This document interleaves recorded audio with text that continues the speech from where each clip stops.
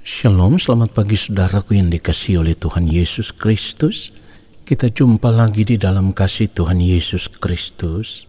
Dan yang selalu menjadi doa dan harapan saya, biarlah berkat Tuhan, kasih, sukacita dan damai sejahtera Allah senantiasa memenuhi kehidupan Bapak Ibu Saudara sekalian. Mari kita siapkan hati kita untuk masuk dalam doa syukur pagi ini.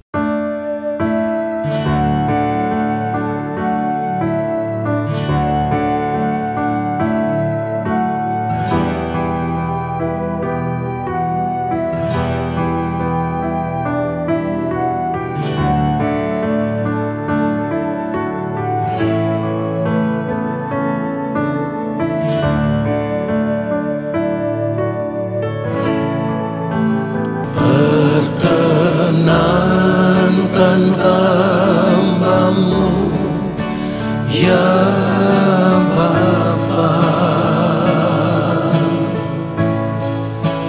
masuk dalam hadirat-Mu yang kudus.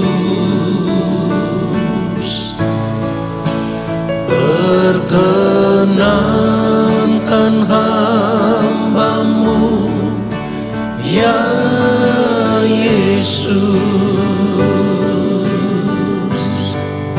sujud menyembah dalam kekudusan.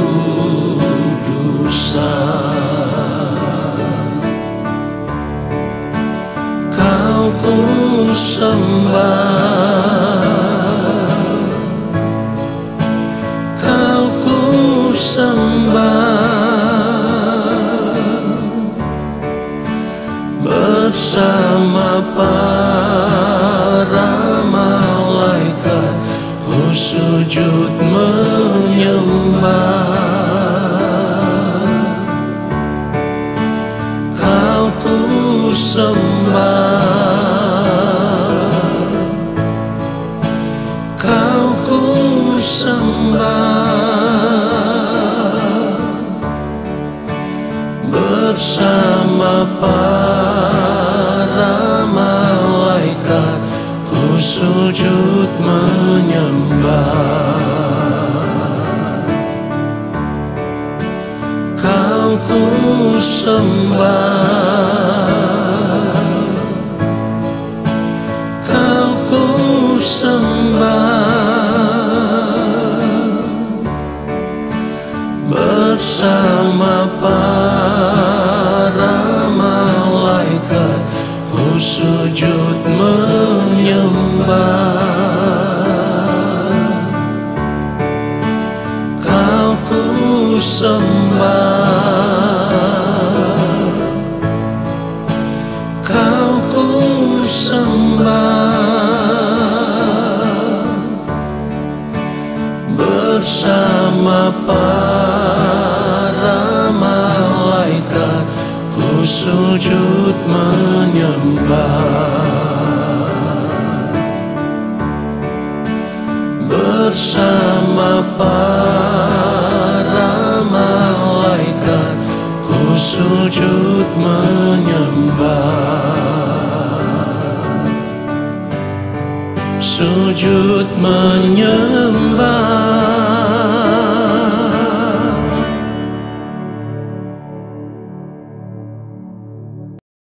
Mari kita berdoa.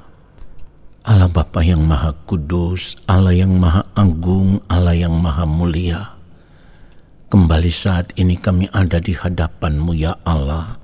Kami mau duduk diam di kaki-Mu ya Tuhan, duduk diam di dalam hadirat-Mu, dan kami mau menanti-nantikan Engkau berbicara bagi kami, menyampaikan isi hati-Mu kepada kami lewat setiap kebenaran firman yang akan kami dengar. Allah Roh Kudus, urapilah kami, berikanlah kepada kami hikmat untuk dapat mengerti akan kebenaran firman Tuhan ini seperti yang Bapa kehendaki.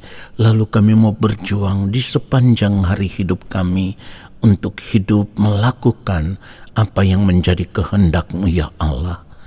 Urapilah hamba-Mu untuk menyampaikan akan kebenaran firman-Mu ya Bapa, supaya firman yang kami terima saat ini, itulah yang memberkati hidup kami. Ampuni kami, sucikan dan kuduskanlah kehidupan kami ya Bapa, dari semua ketidaktepatan hidup yang kami lakukan, supaya saat ini kami ada dalam keadaan berkenan di hadapan Bapa. Di dalam nama Tuhan Yesus Kristus kami berdoa. Amin. Saudaraku yang dikasihi oleh Tuhan Yesus Kristus, kita harus menyadari bahwa setiap saat di dalam seluruh gerak kehidupan kita, kita memerlukan perlindungan Tuhan. Setiap saat di dalam seluruh gerak kehidupan kita, kita memerlukan perlindungan Tuhan. Kenapa? Karena kita ini makhluk yang lemah. Kita tidak bisa hidup tanpa Tuhan, saudaraku. Saudaraku, orang percaya yang tidak pernah mau menyadari bahwa mereka adalah makhluk yang lemah, maka mereka tidak dapat berlindung kepada Tuhan secara benar. Karena apa? Karena seringkali mereka merasa mampu. Biasanya orang-orang yang merasa bahwa dari segi kehidupan mereka tidak memiliki masalah apapun, karena semua yang mereka inginkan ada, ya, semua yang mereka mau ada. Orang-orang seperti ini tidak akan merasa memerlukan Tuhan. Mereka tidak pernah merasa membutuhkan Tuhan, apalagi berpikir untuk mencari perlindungan Tuhan. Saudaraku, kalau kita memiliki cara hidup seperti ini, maka kita menjadi orang yang sombong, kita menjadi orang yang angkuh, kita menjadi orang yang tinggi hati. Pada akhirnya kehidupan kita akan menjadi kehidupan yang begitu arogan, saudaraku. Padahal kita mengaku diri sebagai orang percaya. Nah, oleh sebab itu kita harus menyadari akan hal ini. Kita harus menyadari bahwa kita ini adalah makhluk yang lemah. Kita tidak bisa hidup tanpa perlindungan Tuhan, saudaraku. Bagi orang-orang yang merasa bahwa mereka tidak membutuhkan perlindungan Tuhan karena segala sesuatu tercukupi, apa yang mereka inginkan ada, apa yang mereka mau ada, lalu mereka merasa hidup mereka baik-baik saja.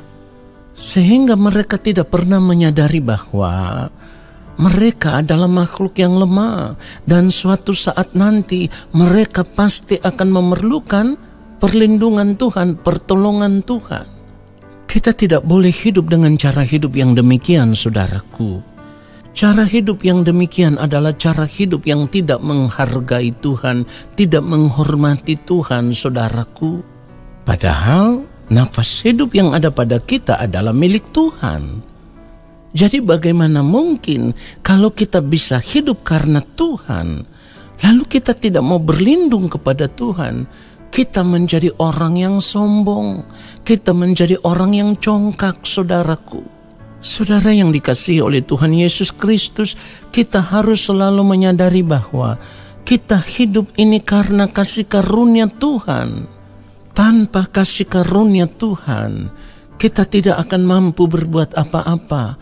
Bahkan di luar daripada Tuhan, kita akan binasa, saudaraku. Jadi kalau kita memiliki cara hidup yang tidak menghormati Tuhan, tidak menghargai Tuhan, ya, kita menjadi orang yang congkak. Ingat baik, firman Tuhan katakan, Allah menentang orang yang congkak, tetapi mengasihani orang yang rendah hati. Jadi kita harus selalu ingat, saudaraku, bahwa kalau kita bisa hidup sampai saat ini itu karena hidup yang kita miliki ini hidup yang berasal dari Allah Bapa di sorga. Kita hidup karena ada roh yang ditempatkan Allah di dalam diri kita. Itulah kenapa firman Tuhan katakan, kalau kita melihat di dalam Yakobus pasal yang keempat, lalu kita membaca mulai ayatnya yang kelima, dikatakan janganlah kamu menyangka bahwa kitab suci tanpa alasan berkata, roh yang ditempatkan Allah di dalam diri kita diingininya dengan cemburu. Lalu ayat 6 dikatakan, tetapi kasih karunia yang dianugerahkan kepada kita lebih besar daripada itu. Karena itu ia katakan, Allah menentang orang yang congkak, tetapi mengasihani orang yang rendah hati. Saudaraku, kita harus sadar akan hal ini. Tanpa kehidupan yang diberikan oleh Tuhan, kita tidak bisa hidup, kita tidak bisa berbuat apa-apa. Jadi kalau kita hidup sebagai orang percaya, dari cara hidup kita menunjukkan kita itu begitu sombong, begitu congkak, seolah-olah kita tidak memerlukan perlindungan Tuhan. Saudaraku, hal itu sama dengan kita mengadakan permusuhan dengan Tuhan. Siapakah kita sehingga kita bisa melawan Tuhan, saudaraku? Oleh sebab itu, mari kita sadar, lalu kita berubah. Ingat baik, hidup kita ini kan seperti bunga rumput. Itu yang firman Tuhan katakan.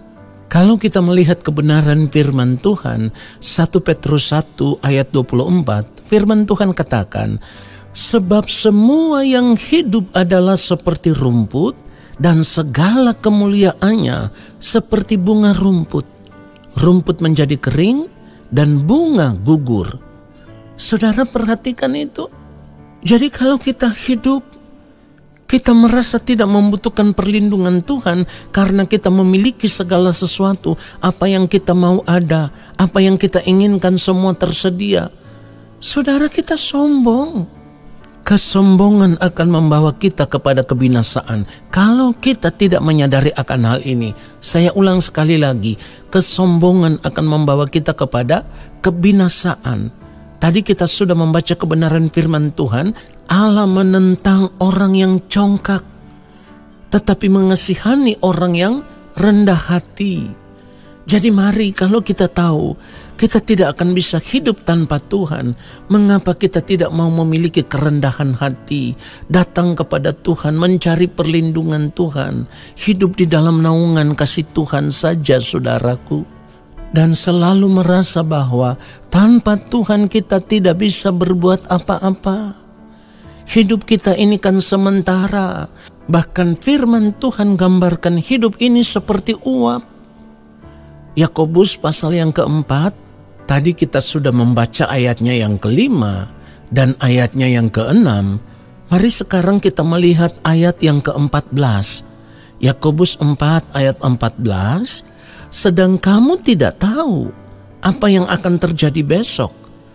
Apakah arti hidupmu? Hidupmu itu sama seperti uap yang sebentar saja kelihatan lalu lenyap. Saudaraku, orang yang saat ini merasa tidak memerlukan perlindungan Tuhan karena segala sesuatu yang dia inginkan ada, apa yang dia mau tersedia. Maka orang-orang seperti ini ketika nanti berada di balik kematian, mereka baru menyadari bahwa ternyata segala sesuatu yang mereka miliki ketika masih berada di dunia ini tidak dapat menyelamatkan mereka dari kebinasaan.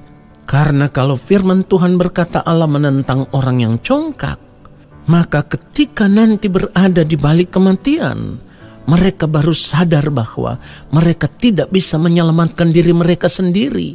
Harta kekayaan mereka, segala sesuatu yang mereka miliki selama masih hidup di dunia ini tidak dapat menghindarkan mereka dari kebinasaan. Karena apa?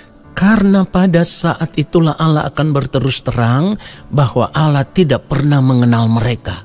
Saudara perhatikan itu. Tetapi sebaliknya, kalau kita menjadi orang percaya yang selama masih hidup di dunia ini, kita selalu merasa bahwa kita tidak mampu berbuat apa-apa tanpa Tuhan, lalu kita terus-menerus datang mencari Tuhan, mencari perlindungan Tuhan, maka perlindungan itu akan berlangsung bukan saja sejak di dunia ini, tetapi sampai di balik kematian nanti. Allah akan mengenal orang-orang yang mencari perlindungannya ketika masih hidup di dunia ini. Allah akan mengenal orang-orang yang hidup di dalam kerendahan hati ketika masih hidup di dunia ini.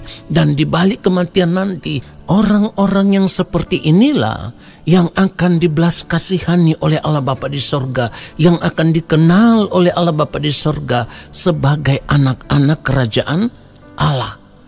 Saudaraku, kiranya kebenaran firman Tuhan ini menyadarkan kita semua bahwa kita ini makhluk yang lemah. Di luar daripada Tuhan kita tidak bisa berbuat apa-apa. Oleh sebab itu mari kita sadari akan hal ini, supaya kita tidak hidup sebagai seteru salib Kristus, saudaraku. Firman Tuhan katakan di dalam Filipi pasal yang ketiga, kalau kita mulai membaca dari ayatnya yang ke-18, karena seperti yang telah kerap kali kukatakan kepadamu, dan yang kunyatakan pula sekarang sambil menangis, banyak orang yang hidup sebagai seteru salib Kristus. Lalu ayat 19 dikatakan kesudahan mereka ialah kebinasaan. Tuhan mereka ialah perut mereka. Kemuliaan mereka ialah aib mereka. Pikiran mereka semata-mata tertuju kepada perkara-perkara duniawi.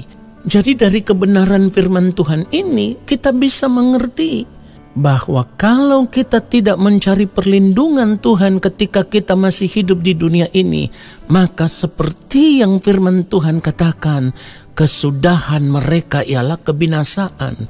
Artinya orang yang tidak mencari perlindungan Tuhan ketika masih hidup di dunia ini, maka nanti di balik kematian yang mereka tuai adalah kebinasaan kekal dan akan terbuang dari hadirat Allah ke dalam api neraka. Oleh sebab itu kita harus sadar sebelum terlambat. Sekali lagi saya katakan, kita harus sadar sebelum terlambat. Tuhan Yesus memberkati kita semua. Amin. Saudara, mari kita angkat tangan di hadapan Allah Bapa di sorga dan terimalah berkat-Nya.